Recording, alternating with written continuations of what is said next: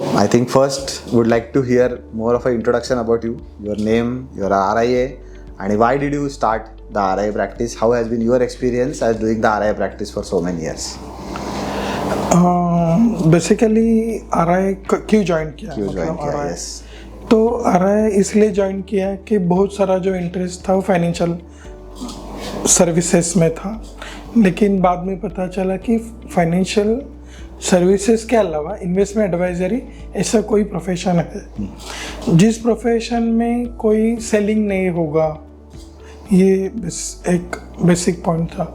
दूसरा, मैं एक समझता हूँ कि फाइनेंशियल सर्विसेज या इन्वेस्टमेंट एडवाइजरी बहुत बड़ा एरिया है, जिस एरिया में बहुत सारे लोग हैं जिनको अभी भी इन्वेस्टमेंट में उतना अवेयरनेस नहीं है। बहुत सारे लोग जो ट्रेडिशनल प्रोडक्ट है जैसे इंश्योरेंस है, पोस्टल है, ऐसे प्रोडक्ट में फंसे हुए हैं। और ऐसे भी बहुत सारे लोग हैं कि जिनको लगता है कि इसके अलावा और जो भी है कुछ जो हमें जानना है, उसका एक्सपीरियंस करना है, तो ऐसे बहुत सारे प्रोडक्ट हैं। सेकंड, आपका जो क्वेश्चन था कि आपने क्यों चूज़ किया, तो ये मैंने बता दिया।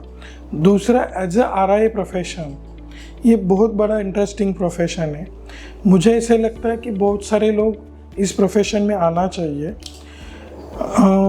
ये प्रोफेशन शुरू होके मतलब एज अ RIA जो रेगुलेशन आके 2013 में रेगुलेशन आया, अभी 2023 में 10 साल हो गया, फिर भी 10 साल में बहुत कुछ काम हुआ नहीं है। कुछ काम हुआ नहीं इन रिस्पेक्टिव ऑफ RIA, उतने RIA बने नहीं जितने RIA बनने चाहिए। तो उसमें बहुत सारे कंप्लायंस लैक है, बहुत सारे अवेयरनेस नहीं है, एक पॉइंट ऑफ है। दूसरा, अगर आप मेरी बात पूछोगे तो मैं खुद, मेरा बहुत सारा इंटरेस्ट फाइनेंशियल प्लानिंग और इन्वेस्टमेंट एडवाइजरी में है, और मैं हमेशा चाहता रहूँ कि मैं ज़िंदगी भर RIA बन के रहूँ। सेकेंड क्वेश्चन विल बी कि आपने अभी देखा बजट आया है, बजट में डेफिनेटली स्टॉक एडवाइजरी या स्टॉक्स के ऊपर नए टैक्सेस लगाए हैं और शॉर्ट टर्म कैपिटल गेन या LTGC के ऊपर भी, LTCG के ऊपर, as well as if you see overall कल ही स्टॉक मार्केट, परसों ही we have seen the complete rally going down. तो आपका क्या रिएक्शन है एज एन इन्वेस्टमेंट एडवाइजर? किन लोगों के लिए अच्छा है, किन लोगों के लिए बुरा है? ओके, बेसिकली इन्वेस्टमेंट एडवाइस जैसे हम पर्सनल फाइनेंस बोलते हैं, वैसे एडवाइस ना हर एक के लिए पर्सनल होती है। तो कोई भी एडवाइस जेनरिक नहीं होती।